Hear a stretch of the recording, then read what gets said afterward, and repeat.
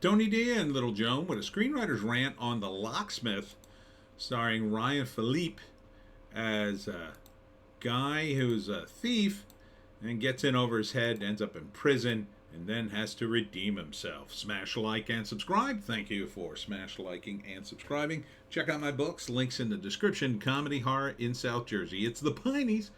Books 1 through 10 available at Amazon.com. Don't forget, Kindle Unlimited is free.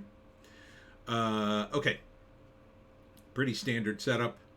He goes to prison because he goes on a job. His partner gets killed, and he finally gets out. This is his baby and his baby mama. I guess they're married. I'm not sure, but he's trying to put his life back together. Ends up working because he's a locksmith at the locksmith store. But then I think she was the girlfriend of his ex partner, is still caught up in the crime. So she gets beaten up by this evil mobster dude. She needs money to get out. She basically tells him, I need this money. Get me the money and we're even. Otherwise, I don't know. She's going to send him back to prison maybe, or make his life miserable. So he decides to do a job for her. Of course, gets in over his head, steals the money from the wrong people. And I think his this is Kate Bosworth, who looks different. I don't recognize her looking like this, but I think she's a cop. So of course he gets in over his head. Maybe she betrays him, and they end up kidnapping his daughter, and then he has to save the daughter, and there are all sorts of gangsters and double crosses, and his locksmith abilities come in handy. Called The Locksmith. February 3rd in theaters and on demand. Story by Blair Kober, directed by Nicholas Harvard. A lot of executive producers. 1, 2, 3, 4, 5, 6, 7, 8, 9, 10, 11, 12, 13, 14, including the director, including Joseph Russo. Is that one of the Russo brothers? Is there a Joseph? I don't remember. So yeah, Chicken Soup for the Soul Entertainment. Looks decent. Ving Rhames is in it too. I don't think I showed him. With Tommy Wright or Tom Wright and Ving Rhames, meaning like he's in it, but he's not in it a lot. He's not one of the main characters. So it looks pretty good. I like these movies, so I'm a little bit partial to them. There's Ving Rhames. There he is.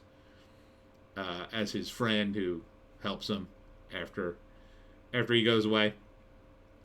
It's a pretty classic setup, right? So he goes to prison. The opening of the movie, I might as well do the breakdown. So the opening of the movie is him and his buddy are doing a job. It's all going great. Then the cops kill his friend. And they capture him, they put him away, and then the movie opens. That's sort of the intro, and then the movie opens with him getting out of prison. He's going to go straight. That's it. He's done with the life. He's putting his life back together. He gets back with Kate Bosworth. Maybe has some sort of relationship with his daughter. I'm not sure if he's back with her. Maybe there's a chance. And it's all looking great until the girlfriend of his former partner shows up and says, you got to help me. You got to do this last job, or else they're going to kill me. They're going to use me up. They're going to do horrible things to me. He feels bad. He owes this woman. He owes his ex-partner for getting him killed or whatever. So he decides to do it. Just one last job. It's always just one last job. So he goes on the job. Of course, he steals from the wrong people in the second act. The job goes fine, except the mobsters are now beating the bushes for the guy who committed the robbery. And when the mobsters do it, they'll find out. They'll find somebody. And so now he's in trouble. They eventually kidnap his daughter, give us back our money, or your daughter's dead. So now he's got to use his locksmith abilities to somehow get out of this. it would be interesting to see how they can use Locksmith skills for him to get over on the gangsters. So there'll probably be a scene where he has to go through a bunch of doors that are locked, but he like unlocks them while the gangsters are like trying to catch up to him, getting their keys, but he unlocks things faster even without keys. Something like that. Um, I know, right? That's such a screenwriter way of looking at it. Oh yeah, we gotta have a scene like that. Maybe a door factory. So, and then the third act, he somehow, finagles it so he gets his daughters back, and the gangsters kill each other, or, you know, they go after somebody else or whatever. Probably the gangsters. He ends up either killing the gangsters or they kill each other or something, right? Maybe he frames them again. He breaks into the police station and somehow, steals a bunch of evidence, which he then plants on the gangsters, and now they're screwed. Something like that. I like these movies, so I would watch this, totally. It looks well produced.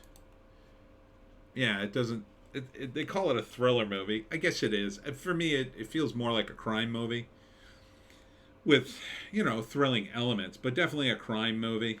So, yeah. I like it because it's low stakes. I like these kinds of characters. He's got very little going for him except his skills and his wits, and it's a very bare bones character, right?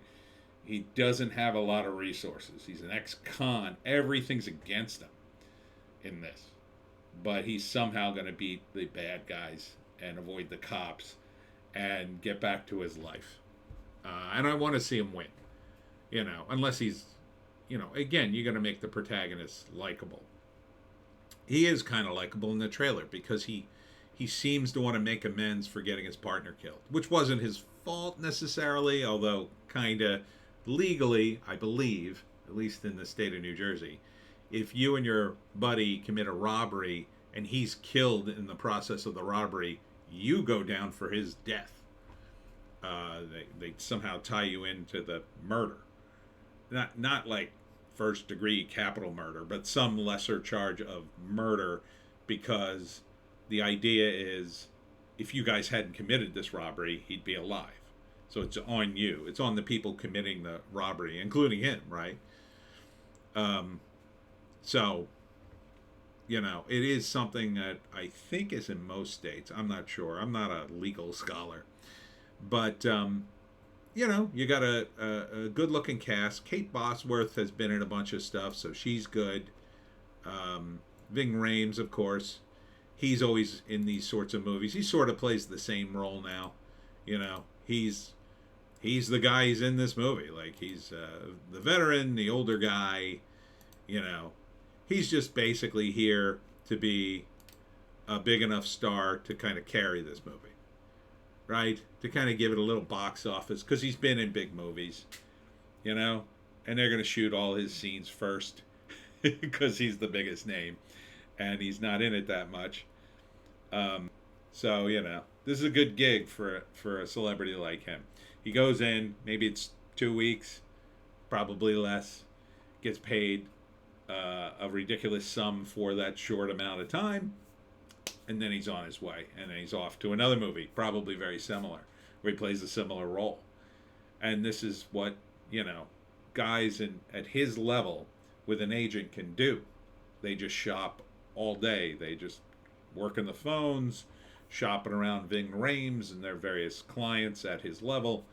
And, movie producers want to cast a guy like him because his name means money. He was in Pulp Fiction, right? He's in Pulp Fiction. He's been in a bunch of stuff. So he is box office. So especially if you're doing a movie like this, it's low budget, but it's not low budget. It's not shoestring.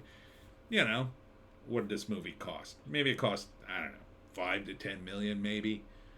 But he's going to get a nice chunk of change for a little amount of work. He does probably 5 or 6 of these at least in a year. At least. He'll be doing a bunch of these because this is how this is how actors make their money once they make a name for themselves. And then hopefully You know, if he's still looking for a lead, maybe he's got a project of his own he's trying to put together. He gets the financing, and then he's the lead, and then it's a bigger movie, or it's a more high profile thing for him to do. So that's kind of the way it works, my understanding. But this looks decent. I wouldn't go to the theater. Maybe the theater, but probably not. It's probably not going to be in the theaters long. But definitely a rental, as they say. So February 3rd, it drops. The Locksmith. And that's it for me, Tony D and Little Joan. Check us out on Odysee, Bitchute, and Rumble for more base takes. My base take on the news might be a little late today because I will be at Pennsville Library at 7 p.m. So come on out to South Jersey. Hope to see you there. And we'll see you in the next one.